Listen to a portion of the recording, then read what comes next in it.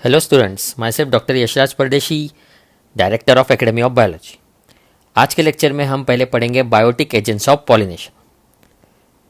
So various animals including insects, birds, primates like lemurs, rodents, lizard and even snakes can cause pollination.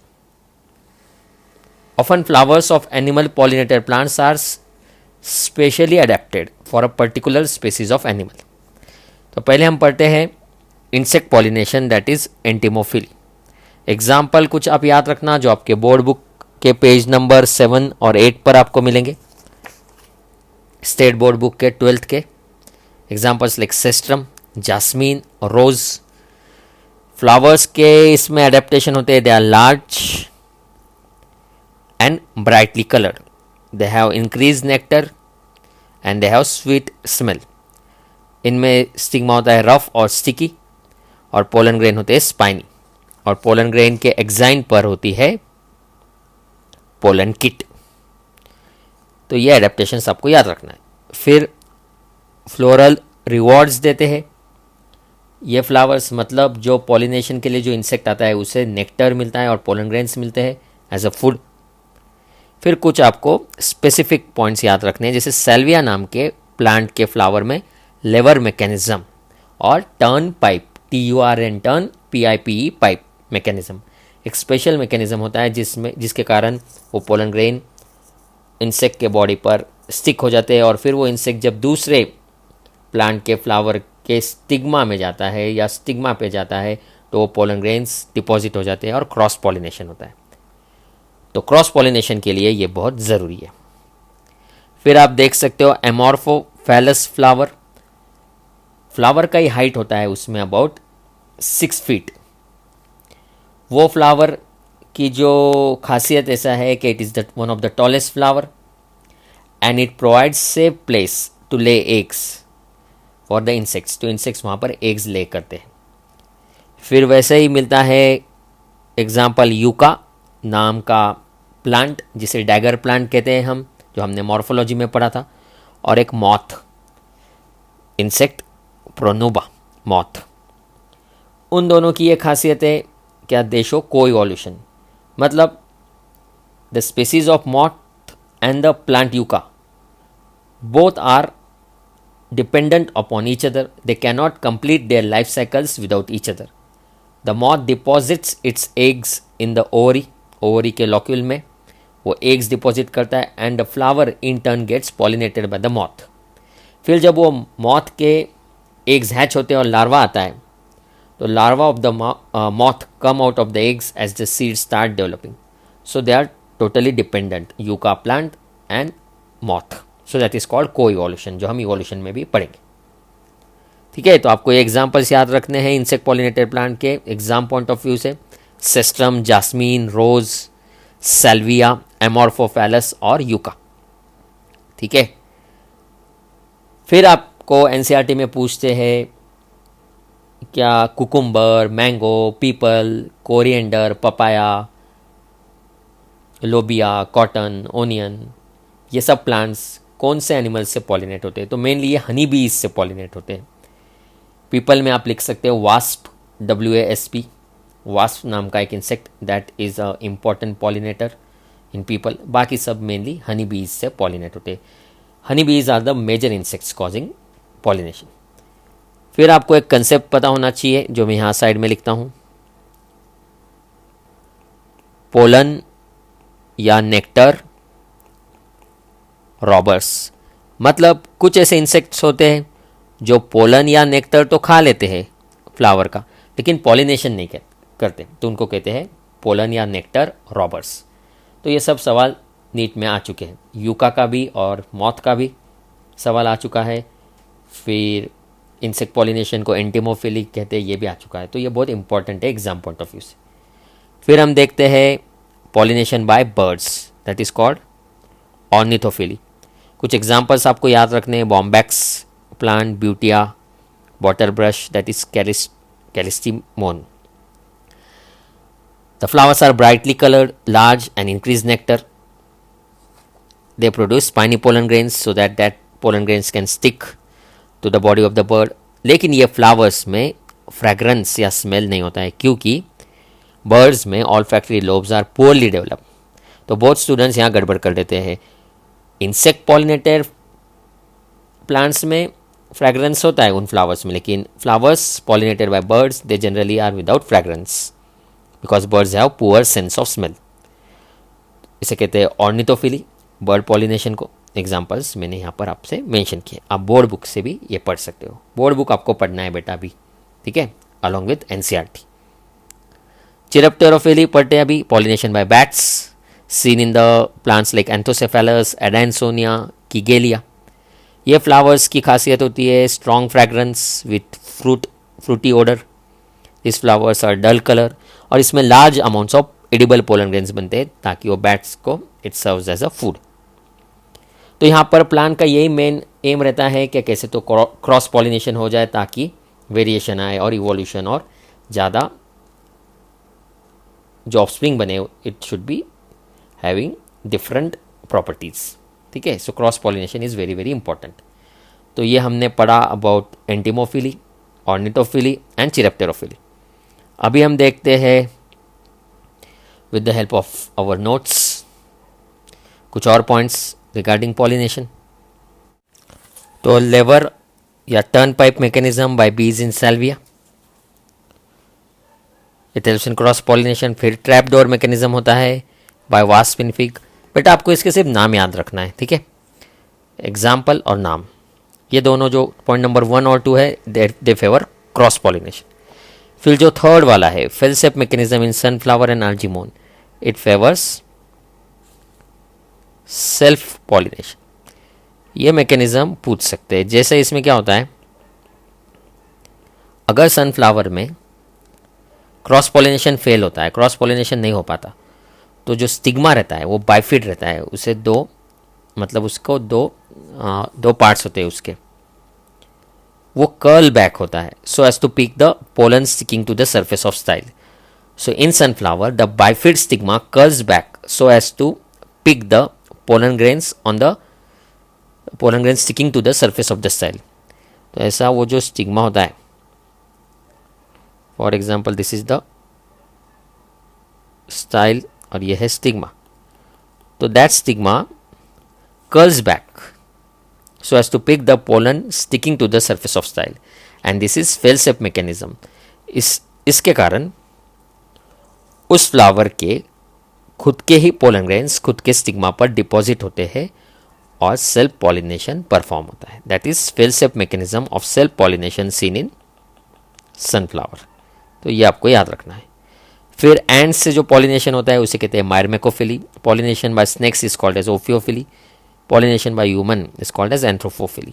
ओफियोफिली में michelia, sandalwood, ये आपको याद रखना। तो zoophily is the pollination by animals, जैसा हमने पढ़ा insects entomophily, bats chiropterophily, birds ornithophily, ants myrmecophily, snakes ophiophily, human anthropophily. फिर आप याद रख सकते हो pollination by snails is called as malacophily. तो ये सब जूफिली के अंदर आते हैं, that is pollination by animals, they cause cross pollination. तो ये हमने देखा about pollination and it's additional points. अभी हम कुछ ऐसी कंडीशंस देखेंगे जिससे क्रॉस पॉलिनेशन फेवर होता है। These are also called as outbreeding devices, ठीक है। दीज आर द कंडीशंस और the mechanism which favour cross pollination, जिसके कारण क्रॉस पॉलिनेशन होने के चांसेस ज़्यादा रहते, इन्हें आउट ब्रीडिंग डिवाइसेस भी कहते हैं, ठीक है। तो पहला dicliny, that is unisexual flower also called as dioecism. Flowers में बी आइदर मेल और फीमेल, प्लांट्स में बी मोनोशियस या डायोशियस। मतलब अगर फ्लावर सिर्फ मेल है तो सेल्फ पॉलिनेशन होने का सवाल ही नहीं, वैसे अगर फ्लावर सिर्फ फीमेल है तो सेल्फ पॉलिनेशन होने का सवाल ही नहीं। इसे कहते हैं डाइक्लिनस कंडीशन। कैस्टर और मेज, कैस्टर और मेज में फ्लावर्स होते हैं यूनिसेक्सुअल लेकिन प्लांट होता है मोनोशियस।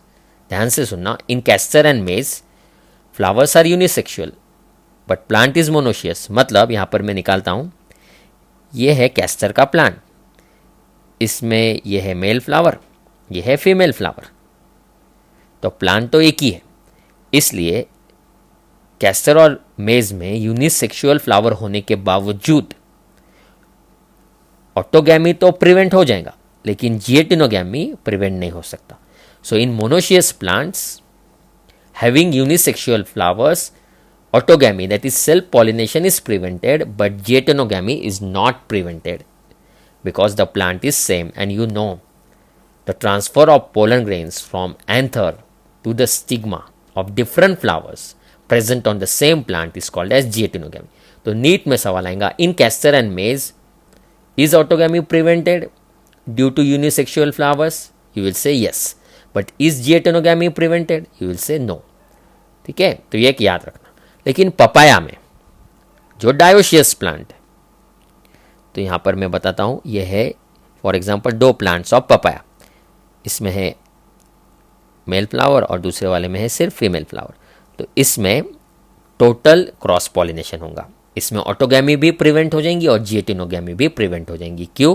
क्योंकि एक कंडीशन है डायोशियस.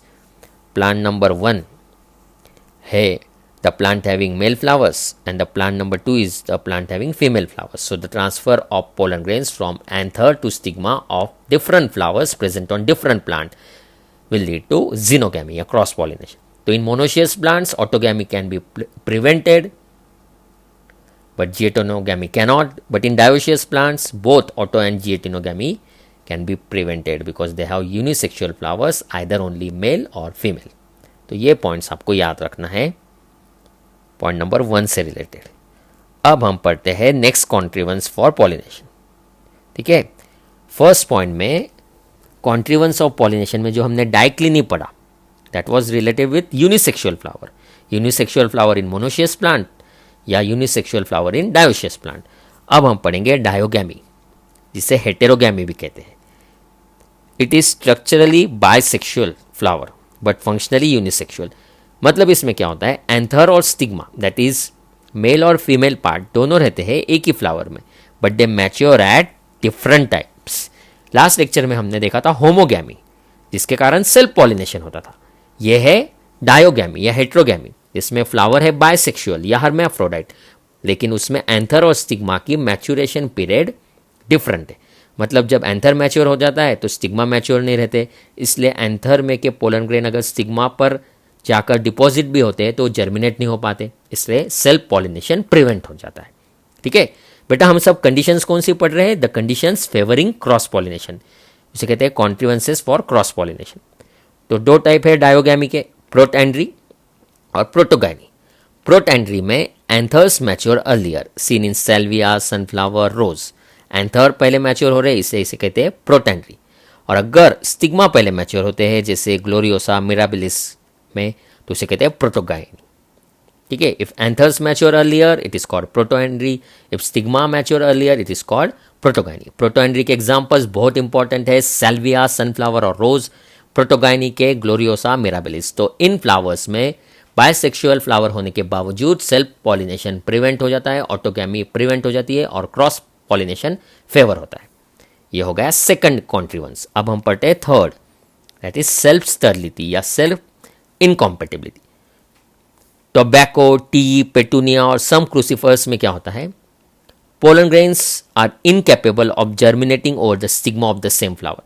मतलब सेम फ्लावर के स्टिग्मा पर उसी फ्लावर के पोलन ग्रेन जर्मिनेट नहीं हो पाते due to genetically control factors या multiple alleles. Alleles are alternative form of genes. आप अलील्स को लिख सकते हो अल्टरनेटिव फॉर्म ऑफ जीन्स, जो हम प्रिंसिपल्स ऑफ इनहेरिटेंस वाले टॉपिक में पढ़ेंगे.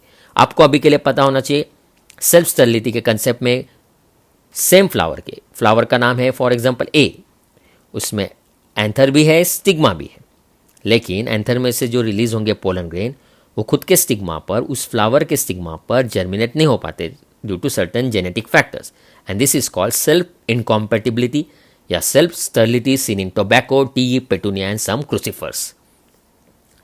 अब हम देखते हैं next contrivance, that is pollen prepotency seen in apple. इसमें क्या होता है, there is quicker growth of pollen of another plant than pollen of the same plant. Okay, मतलब अगर दो पोलन ग्रेन से, एक खुद के प्लांट के और एक दूसरे प्लांट के, तो खुद के पोलन ग्रेन खुद के स्टिग्मा पर फास्ट जर्मिनेट नहीं होते, लेकिन दूसरे प्लांट के, एप्पल के ही उसी स्पेसीज के दूसरे प्लांट के पोलन ग्रेन्स स्टिग्मा पर जल्दी जर्मिनेट होते हैं। फॉर एग्जाम्पल, ये है एक फ्लावर, तो इस फ्लावर के स्टिग्मा में उसी फ्लावर के पोलन ग्रेन जल्दी ग्रो नहीं हो पाएंगे, लेकिन दूसरे प्लांट से आए हुए pollen grain they will germinate fast and it is called pollen prepotency. ठीक है, तो आपको ये लॉजिकल पॉइंट से बहुत ही ध्यान से आप सुनो और आपको आसानी से ये लर्न हो जाएंगे अपने लेक्चर में ही। फिर पॉइंट नंबर 5, हेटेरोस्टाइली या heteroanthy. Flowers have 2 or 3 heights of styles and stamens, heterostyly and हेटेरोएंथी।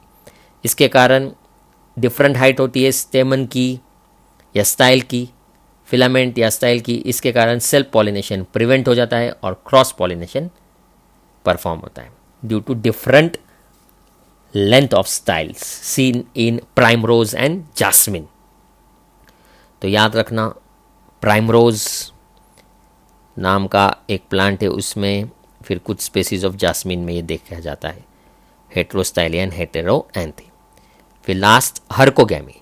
It is the presence of natural and physical barriers between anther and stigma of a bisexual homogamous flower. मतलब इस plant में flowers bisexual है, मतलब उसमें mail और female दोनों है, दोनों पार्ट है, मेल पार्ट भी है, फीमेल पार्ट भी है, और होमोगैमस भी है, मतलब दोनों का मैच्योरिटी पीरियड भी सेम है।